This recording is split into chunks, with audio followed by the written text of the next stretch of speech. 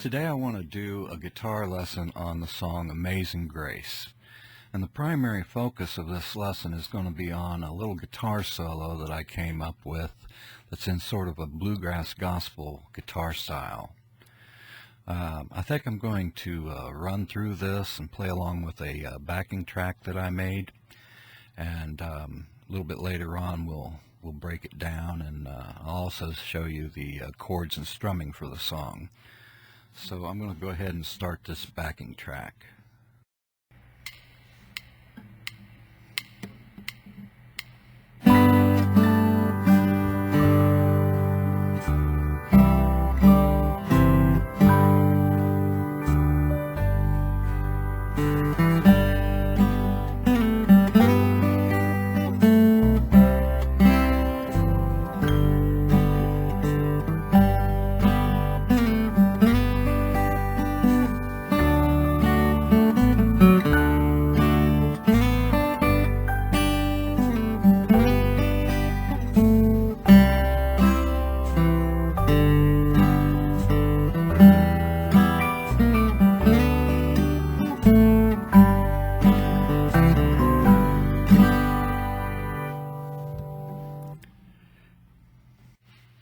Okay, I've got the guitar tab open up in front of me, which I made using Guitar Pro 6 tablature software.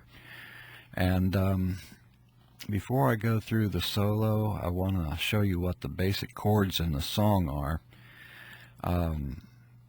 There's 4 chords, and one of them is a G, then there's a C, there's a D, and an E minor. The chords are actually on the guitar tab, so if you're not familiar with the chords, you can just look up this guitar tab on my website and you'll find the fingering for those chords. The way that I play the chords, though, in the guitar solo are different forms. They're shorter, fewer strings involved. So, for example, starting with the first few notes in the song, I place my fingers with the index finger on the 3rd string, 2nd fret, my middle finger on the 2nd string, 3rd fret, and my 3rd finger on the 3rd string, 4th fret. So the first 2 notes are like that: 3rd string, 4th fret with the 2nd string, 3rd fret. That's followed by taking this ring finger off and hitting the 3rd string, 2nd fret with the 2nd string, 3rd fret.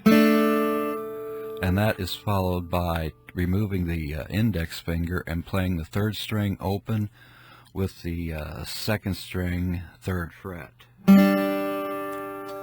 And then the next 2 notes are the 4th string open and the 3rd string open. So that's one phrase in the song. Let me run through that.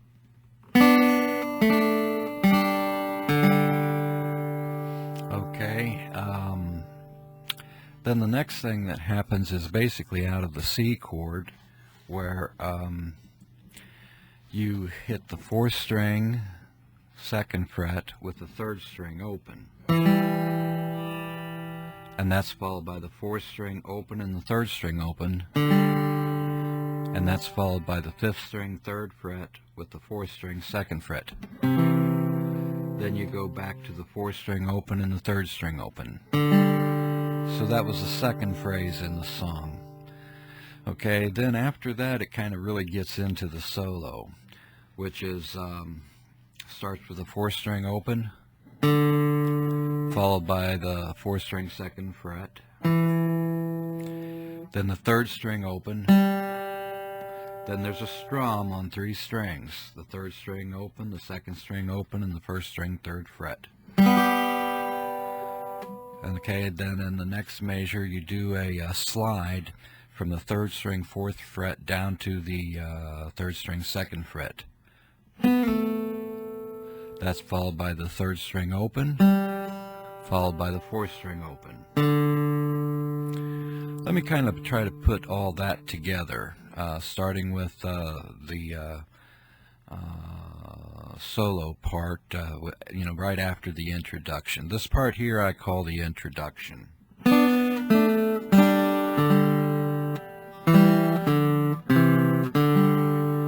Okay, so anyway, the solo goes like this. And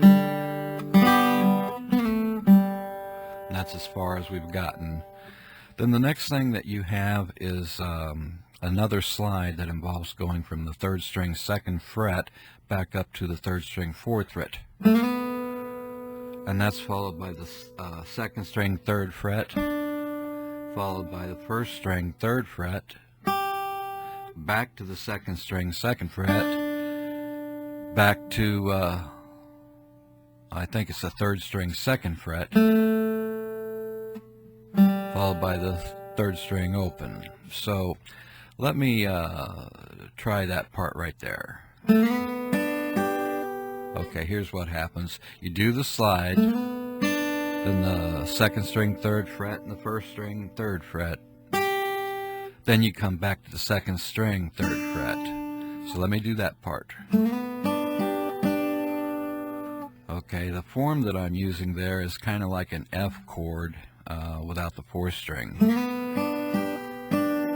Then you go back down to the 3rd string 2nd fret. And that takes you into the next little C part, which you hit the 3rd string open, strum 3 strings, and then go to the 4th string 2nd fret, and then the 4th string open, which is followed by another strum. Okay, so that's the entire beginning phrase of the solo. Sounds like this if you put it all together. Let me try that again.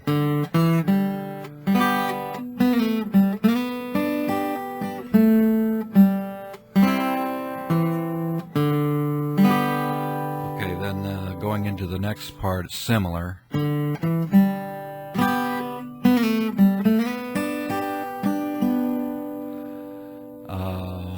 Which takes you into your D.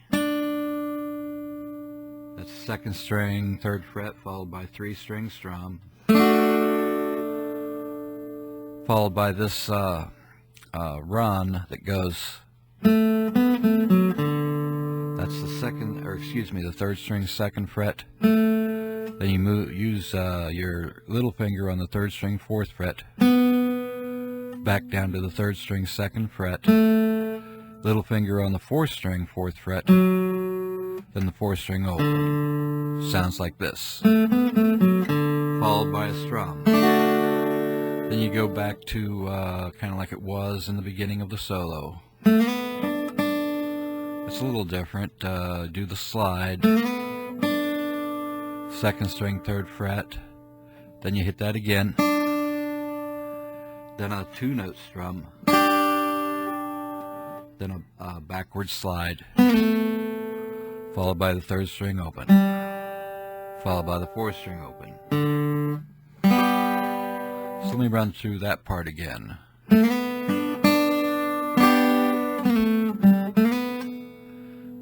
Okay, that's followed by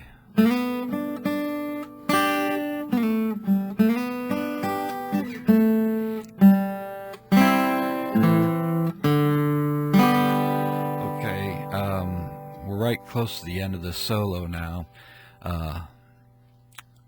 where we're going to go into a little E minor part. It sounds like this: 4th string open to the 4th string 2nd fret, then the 3rd string open, then strum 3 strings open, and this time instead of doing the backward slide from the 4th fret, you do it from the 3rd fret, followed by the 3rd string open.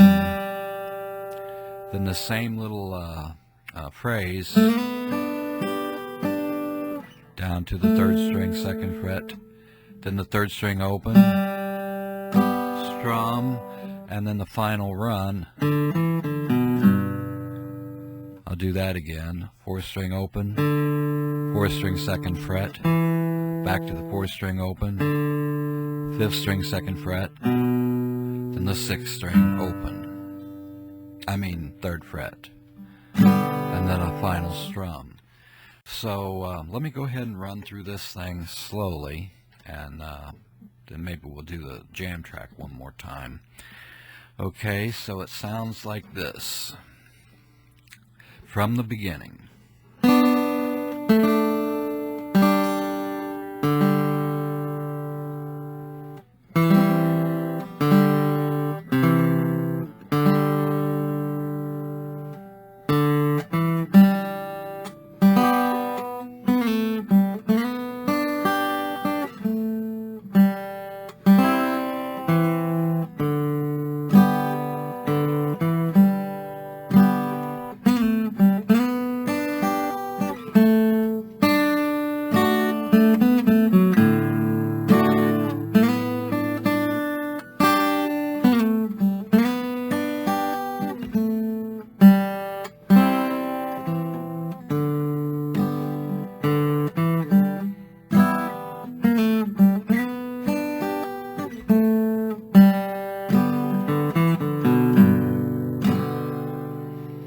Okay, we'll hold off on the jam track. I want to kind of play through what it would sound like to simply strum the song like if you were singing the song.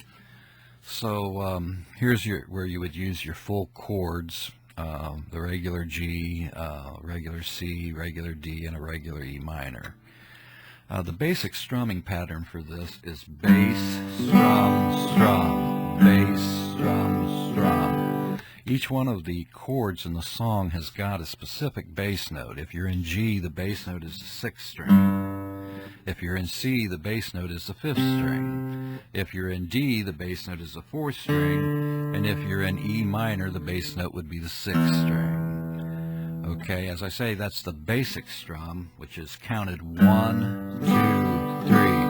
Now when I strum, I'll hit the bass note and then strum 3, 4, 5 strings. It doesn't make too much difference as long as you keep the rhythm going. But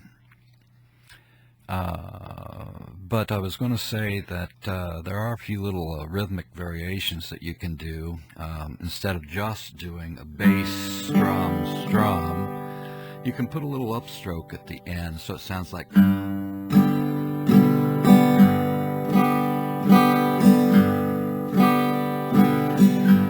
That sounds a little bit better than just bass, strum, strum. Another thing I want to mention is I am using a thumb pick that is kind of a cross between a thumb pick and a straight pick. It's made by Fred Kelly, and it's a kind of an interesting configuration. I'll show you this. You see on the front it more or less looks like a thumb pick. I don't know if you can see that, but on the back it is actually a thumb pick with a straight pick with a hole cut in the thumb pick where the straight pick is almost like riveted in.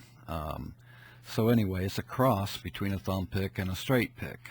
I do a lot of finger picking, so I kind of like the feel of the thumb pick, but there are times when you just want to do a simple strum and or maybe do some alternate picking with down up type thing, which is easier to do with the straight pick. You can do it with your fingers too, but anyway, when I strum, sometimes I use the pick more like a straight pick to strum with doing like that, and other times I use my fingers. So anyway, it's something that I've learned over the years that makes for an interesting style. It's very useful in folk music, and a lot of country guitar players use a thumb with their fingers. So anyway, enough on that. Okay, so we went through the song slowly.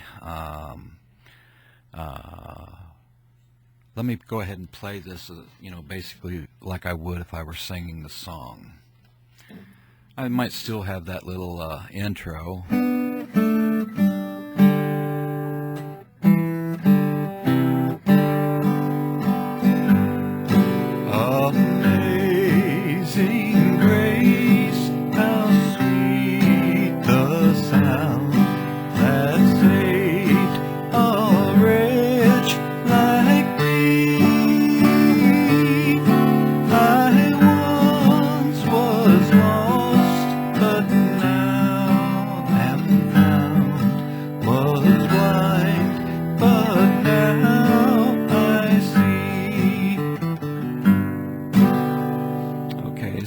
all you have to do is basically a bass drum strum with the chords, throwing in a few little upstrokes here and there. So anyway, I think that's about it. Run through this jam track one more time, and that'll be about it. So I'll have to bring that back up. Hang on one second. It'll start playing on its own.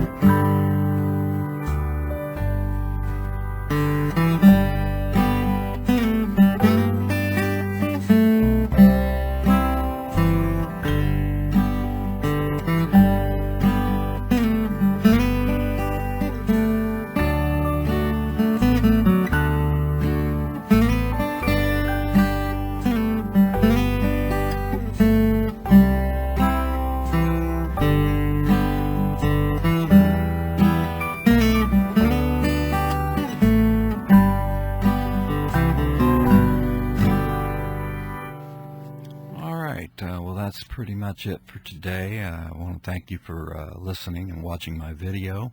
We'll see you next time.